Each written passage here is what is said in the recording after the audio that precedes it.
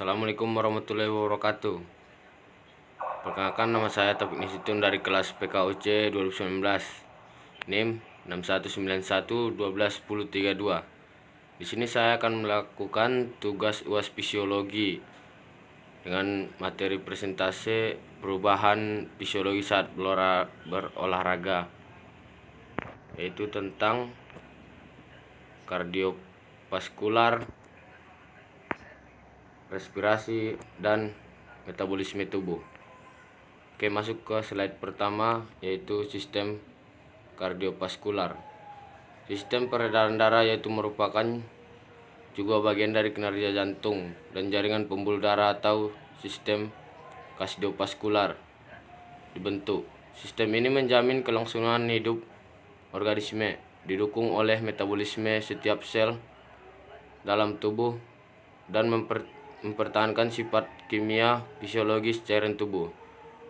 Pertama, darah mengangkut oksigen dari paru-paru ke sel dan karbon dioksida dalam arah yang berlawanan. 2. Yang diangkut adalah nutrisi yang berasal dari pencernaan seperti lemak, gula, dan protein dari saluran pencernaan dalam jaringan masing-masing untuk mengonsumsi sesuai dengan kebutuhan mereka, diproses untuk disimpan. Metabolisme yang dihasilkan atau produk limbah seperti urea atau asam urat yang kemudian diangkut ke jaringan lain atau organ-organ ekskresi atau ginjal dan usus besar.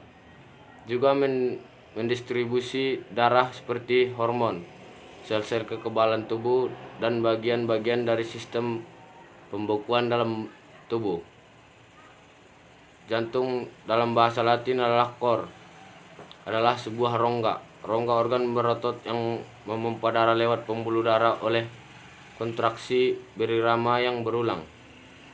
Darah menyuplai oksigen dan nutrisi pada tubuh, juga membantu menghilangkan sisa-sisa metabolisme.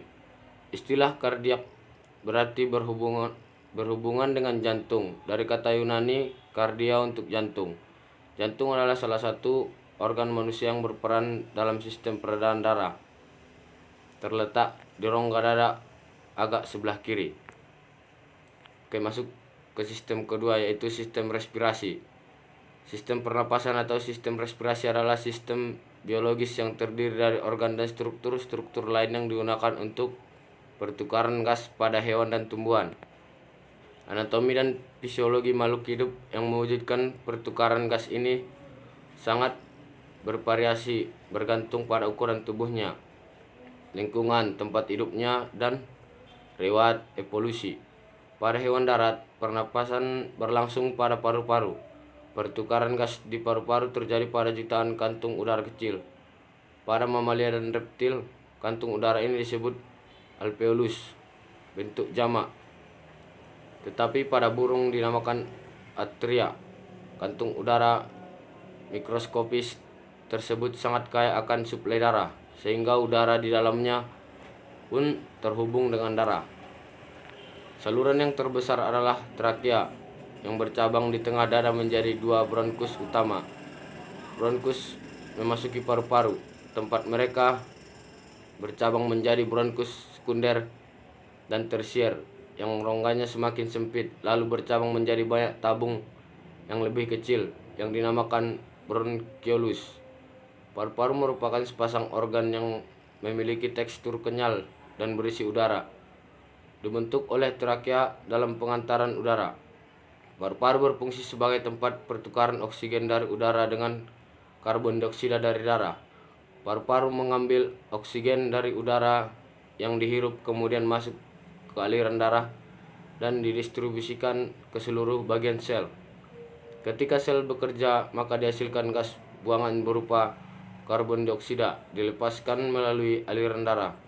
Organ paru-paru terlibat dalam sintesis, penyimpanan, transformasi, dan degradasi zat. Masuk ke sistem ketiga, yaitu metabolisme tubuh. Metabolisme tubuh merupakan proses kimia yang terjadi di dalam sel tubuh untuk mengubah makanan dan minuman yang dikonsumsi menjadi energi.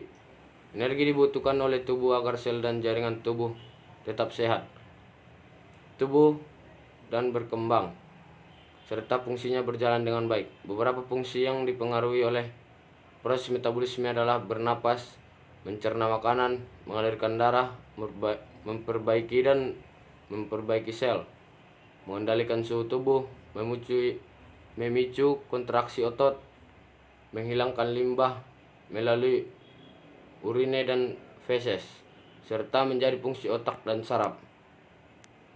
Cara kerja metabolisme.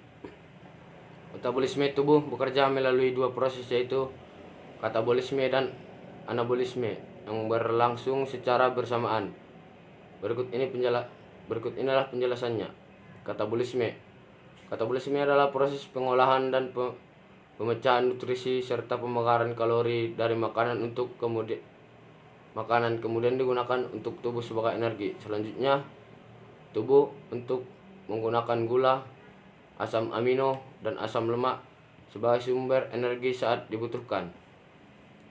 Anabolisme. Anabolisme merupakan proses memperbarui dan memperbaiki sel-sel tubuh melalui pembakaran kalori menggunakan energi yang dihasilkan tubuh melalui proses katabolisme. Jika mengonsumsi lebih banyak kalori dari makanan atau minuman, maka tubuh akan menyimpan kelebihan energi yang dihasilkan sebagai jaringan lemak. Hal-hal yang memengaruhi metabolisme tubuh.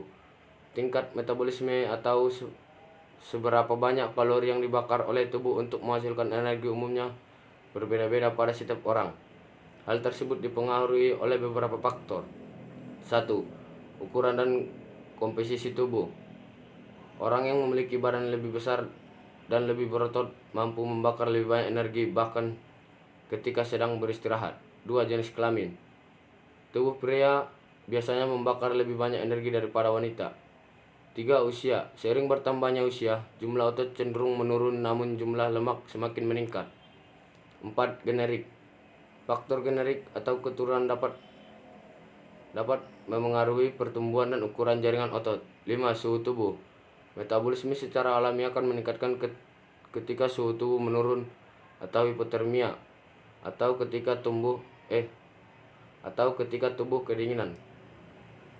6. Asupan kafein atau stimulan.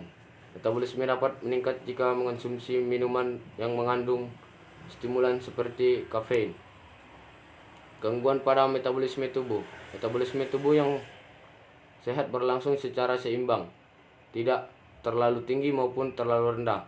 Namun proses metabolisme terkadang dapat mengalami gangguan. Berikut ini adalah beberapa jenis penyakit atau kondisi yang dapat membuat metabolisme tubuh terganggu. 1. Penyakit tiroid. Kelenjar tiroid memproduksi hormon tiroksin yang berperan dalam menentukan seberapa cepat atau lambat reaksi kimia metabolisme terjadi dalam tubuh seseorang. 2. Sindrom metabolik. Sindrom metabolik merupakan sekelompok gangguan kesehatan yang terjadi secara bersamaan. Kondisi ini membuat proses metabolisme tubuh menjadi tidak teratur. 3. Kelainan metabolisme bawaan. Pada kasus tertentu, gangguan metabolisme tubuh juga bisa disebabkan oleh kelainan bawaan.